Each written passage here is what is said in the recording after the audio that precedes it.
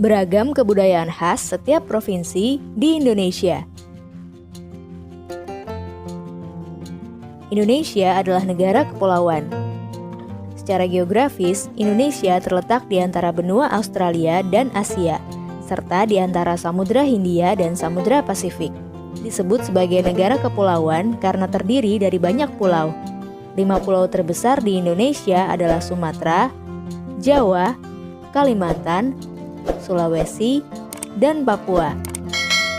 Indonesia dibagi menjadi beberapa provinsi dari Sabang sampai Merauke. Apakah teman-teman tahu ada berapa provinsi di Indonesia? Yap, ada 34 provinsi. Dari 34 provinsi itu, Indonesia punya banyak tempat yang penuh dengan keindahan alam dan sudah dikenal hingga ke luar negeri. Misalnya Danau Toba yang ada di Sumatera Utara. Indonesia juga terkenal dengan fauna yang beragam. Salah satunya adalah komodo.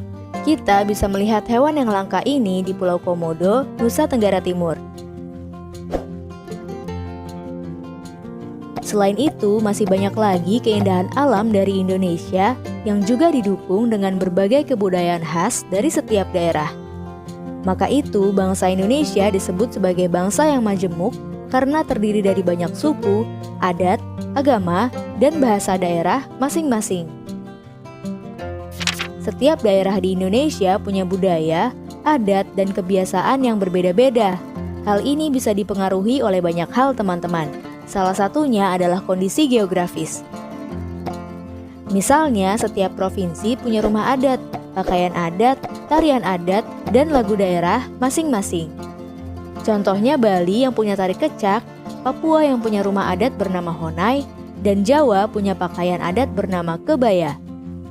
Ada lagi Kalimantan dengan rumah adatnya yang disebut betang, Sulawesi yang dikenal dengan suku Bugisnya, dan lain-lain.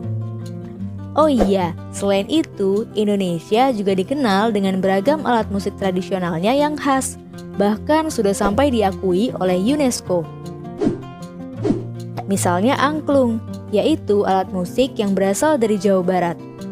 Angklung sudah mendapatkan pengakuan sebagai bagian dari World Heritage pada bulan Januari 2011 oleh UNESCO.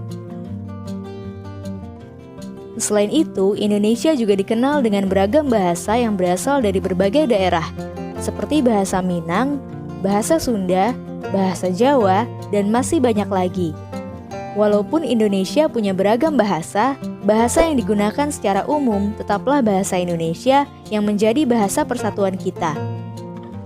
Semua ini menunjukkan bahwa Indonesia punya banyak sekali perbedaan, tapi kita sebagai masyarakat Indonesia harus bisa menghargai perbedaan itu dan hidup bersama.